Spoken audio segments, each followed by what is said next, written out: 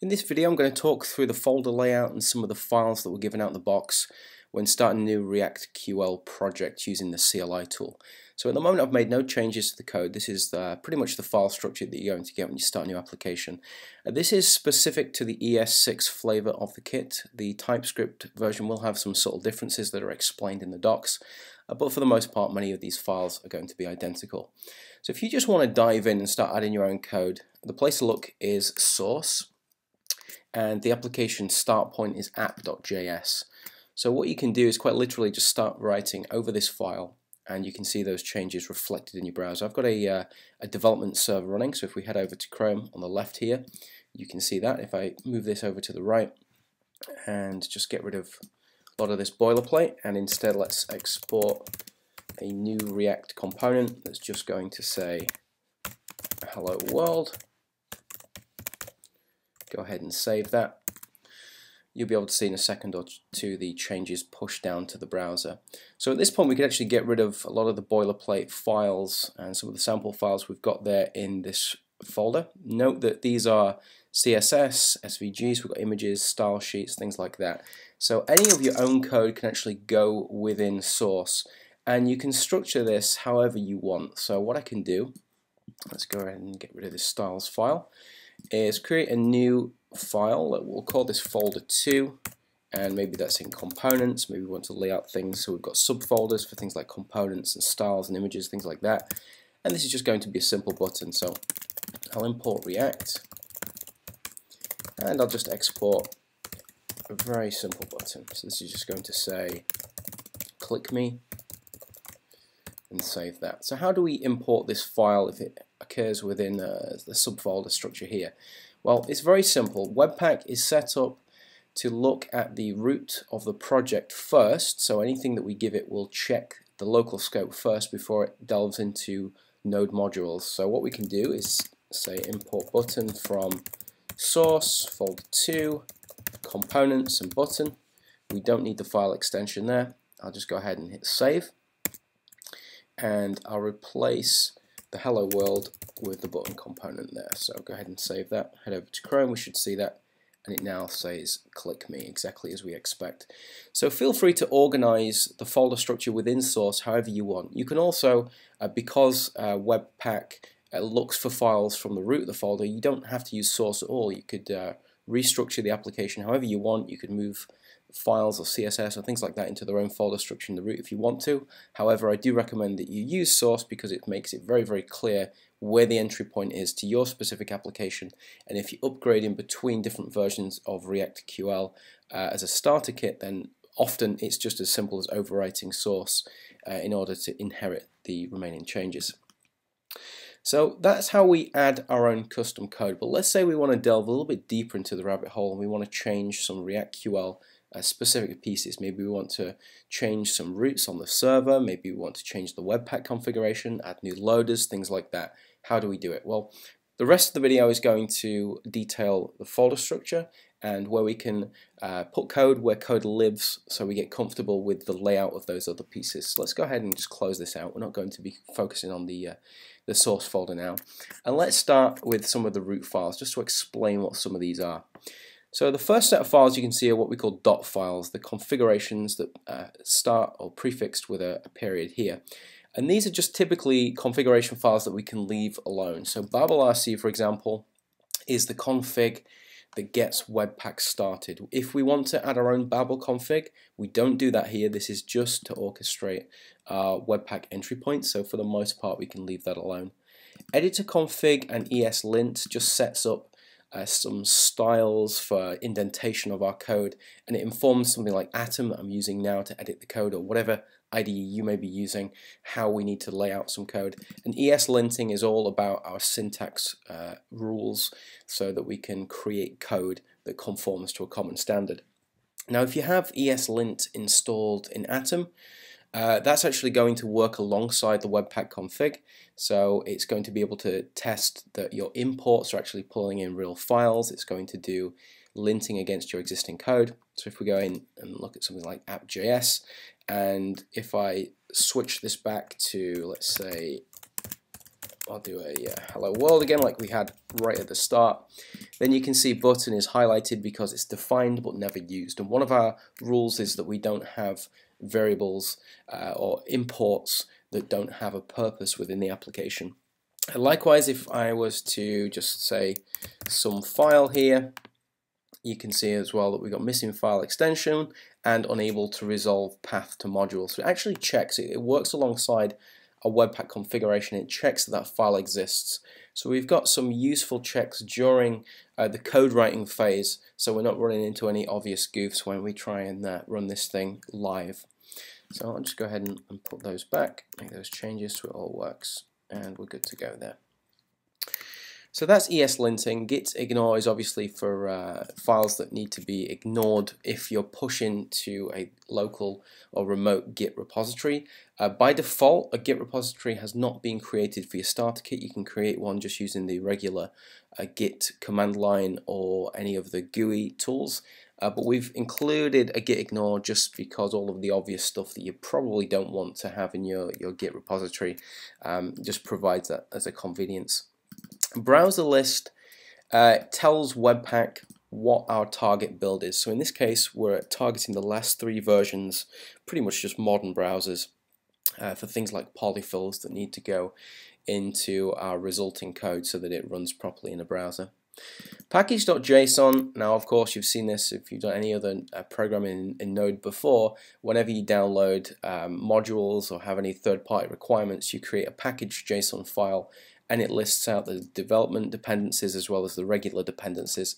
So all of this stuff is installed for you by default in Node modules, just as it is with any other Node project. And also some of the answers that we gave to previous questions in the CLI are put there into the package.json, things like the name, the license description, etc. Now if we take a look at the script section, this hints at some of the control codes or commands that we can put in to either build the application, to clean out the distribution folders, to start the development server, etc. And a lot of this uses Webpack. Webpack is controlled through this variable here, this environment variable called Webpack config, and this basically just defines what we want Webpack to do for us, what we want it to build for us. And that works in conjunction with the Webpack config Babel JS file, which we don't really have to touch. None of our configuration goes in here. This is very simply just an initiation script for Webpack. So again, we can leave this alone as we can for most of these root files. And finally, we've got a yarn lock file, which is just generated for us because if we have the yarn package manager installed, it uses yarn lock in order to download and build packages as quickly as possible. So that's the root of our folder. Let's delve into some other areas. So we've got config here. There's 2 prominent files. We have paths.js, and this just outlines where stuff is for our code, and this is what Webpack uses and some of the other files in order to figure out where stuff goes. So if we were going to make any changes to our folder structure, maybe we wanted to change the source code, we wanted to call it something else or views or something like that, then we can make those changes within paths, but again, for the most part, you're not really going to have to do that.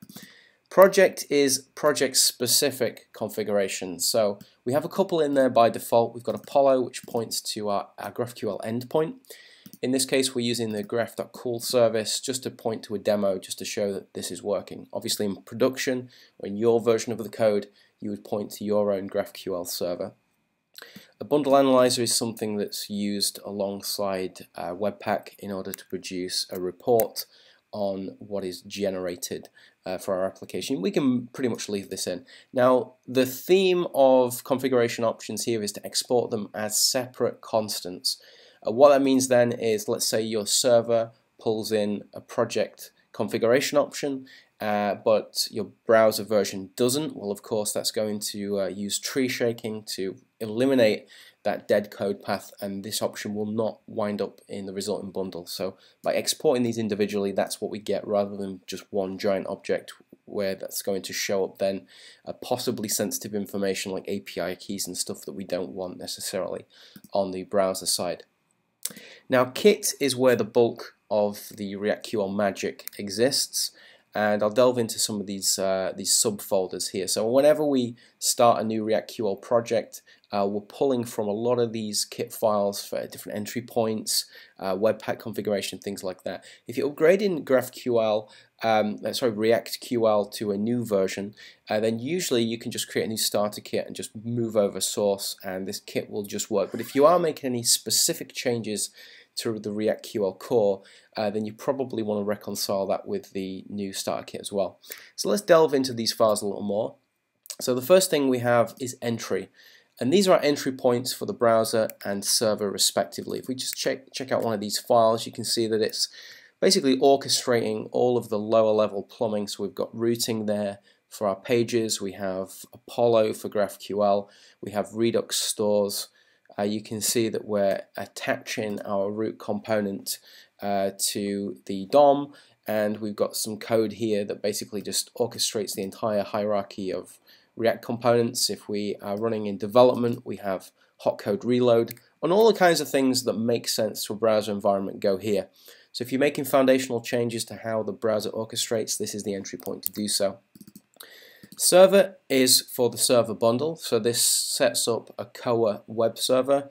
It has things like routing, and we've got a few routes here that we set up by default, the ping route, favorite icon, and the rest of it's pretty much just React. So we orchestrate the full pipeline, we await the GraphQL data store to be returned before we inject that into our resulting HTML that's sent down from the browser. So again, if you want to make any foundational changes to the web server, that's the place to do it. But most of the time, we've come up with sensible defaults. You're probably not going to have to change that too much.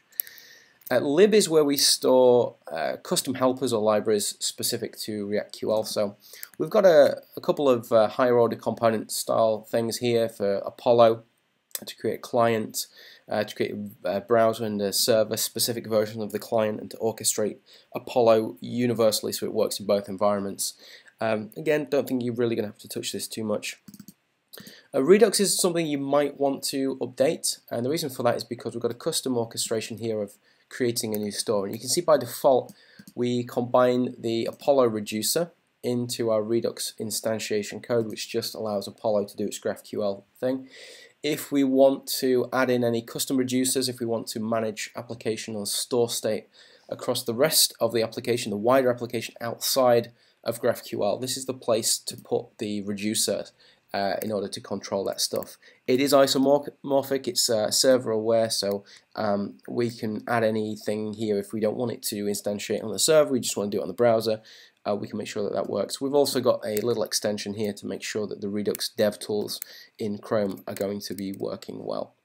So library stuff will go there. Over time, you may see ReactQL adds a few more libraries and helpers and things to this folder, but once you've created a starter kit, this is what you're going to get out of the box.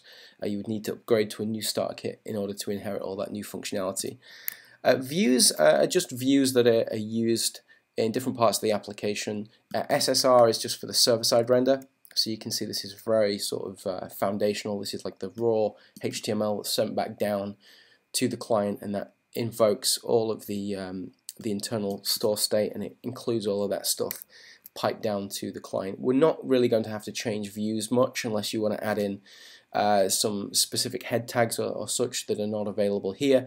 But what you can do is you can use Helmet, which comes out the box, in order to add meta tags and things to React components directly without having to mutate any of this stuff directly in this file. So most things you're going to have to just attach to a React component rather than needing to edit this, which is pretty convenient, so we can pretty much leave that alone. Webpack is just the static HTML that's sent down when we have a Webpack dev server. So in this case, for example, if I was to look at developer view source, is exactly what we get in Webpack. So you can leave that alone. Webpack's got enough from this alone in order to orchestrate. Now Webpack is, as a directory, is probably one of the biggest we've got within Kit. And this is where a lot of the magic occurs. We use something called Webpack config, and what that does is it extends then from a base file into individual pieces like browser, configurations, server, etc. And it just continues to add more as an extension to the base config. So I'll show you very, very briefly how this works. So in base, we're using post CSS, all of our CSS tools, some of the foundational pieces like progress bars that we can see in the terminal to see how quickly Webpack is responding, and a bunch of the sort of the preliminary pieces, if you like. We've got file loaders for fonts, images, and we set up the configuration for minimizing code and for using post CSS and things like that. Now if we go over to browser, you can see how this works is that it basically extends that base file and then it adds to it with in this case specific Webpack dev server configuration variables in order to spawn the dev server there. So we've got our Babel Loader, and this is the area where if we're adding in additional plugins and such, we can add this stuff to the plugin section of browser, and then all the browser is going to work for both dev and production. So we have two different versions there which again extend from browser. Our server is going to have its own version as well, so if we scroll down to server, you can see that too has plugins and presets that are specific to the Babel Loader that's going to wind up transpiling our server code. There are a couple of other files here. There's common.js, which just has some common configuration stuff that various different files pull in. So this is a good place to put stuff that, rather than repeating code across a bunch of these files, we can just dump that here. We also have ESLint, and this is what sets up the ESLinter to be able to interpret Webpack paths, so that things like, as we saw earlier, as we import stuff, we're actually able to check whether this file exists, because that will spawn Webpack. It will get all of those paths that are important to our application, and it will actually go through and check those paths individually to make sure that this actually exists and this is importable. So that's pretty much Webpack, and that's really the kit. That's the vast majority of the kit. And no modules we can safely ignore. This is just all of our third-party stuff that gets installed. Finally, we have a folder called static. Now, during the build process, any files within static will get copied over to our public folder, and they will get served. There'll be no transpilation, there'll be no optimization of these files, so whatever we dump in here will just simply get copied over. So for now, we've got a favorite icon there, which is going to get copied over, so we've got a little icon there for any public visits to the site, so that can appear within the browser, and we can go ahead and safely leave that alone. Now there is one directory that we won't find by default when we install the starter kit, and that's the dist folder. That's generated for us during the build step. Let's go over to the terminal. I'll just open this separate window and I'll type Npm Run Build. And this is the step that we would take in order to build all of the files that are necessary to get this running in production. And you can see a new dist folder has been created for us. It hasn't finished compiling all this stuff yet. Now it has. So let's go ahead and jump into dist and see what we get. So the first thing is we get excuse me, a public folder. And public is the entry point for our server to actually serve static files. So if we actually just drill down into that a little bit, you can see our favicon has been pushed over from our static folder, so that's just been dumped there into public, as mentioned. But also we've got these files here, browser, vendor, manifest, and such. And this is what the server-side render will use in order to tell the client to load the browser and the vendors and basically all of the bundled code. You can see also we get a gzip version of this file, which is served by default if a browser, which 99.9% of them do, accept gzip encoding. Then we can serve the minified version of that. So that's all built for us, and we've got a very, very simple layout here that the server render will use, and the client will then use to load that stuff. Now if we had CSS and images, then that would actually create an assets folder and a CSS and an images folder within that assets, so that our code would know where to pull that stuff from the server. But since we have a very, very simple application here with no CSS imports, we don't have any of that stuff bundled for us in this particular demo, but that would appear within there. We also have a few manifest files which are used by the server in order to get the latest version of browser. So for example, it will look this up as a key and it will find the most recent hashed version of browser.js, the most current version, and it will load that. It will know to pull that from public rather than a previous version. We also have report.html, which, if you remember the config option we have here, bundle analyzer set to false. This just says whether to open the analyzer after we've built the bundle. If we set that to true, then what that will do is it will throw up report.html on the screen. Now let's just go ahead and show this in the Finder. I'll just double click this, and you can see that it just gives us an overview of everything that's been built within this particular bundle. If we set that to true, that previous setting that we saw in project, then that will just spawn the browser every time we run a build. It's a little bit annoying though. After seeing that a few times, you don't really need to look at it too much more. So instead we can just open that file manually if we want. And then we also get server.js, which is our entry point. Whenever we run npm run server, that's going to then spawn the production web server, which is then available to us on port 4000, and it's going to pull that back from server.js. Now you'll note that this is outside of our public folder because it doesn't need to be made public. This is a private file that's going to run on our production web server, so that's why it's within dist, but it's not within public. So that's pretty much the folder layout, and again, TypeScript is going to have some subtle differences, and you can head over to the docs to see what they are.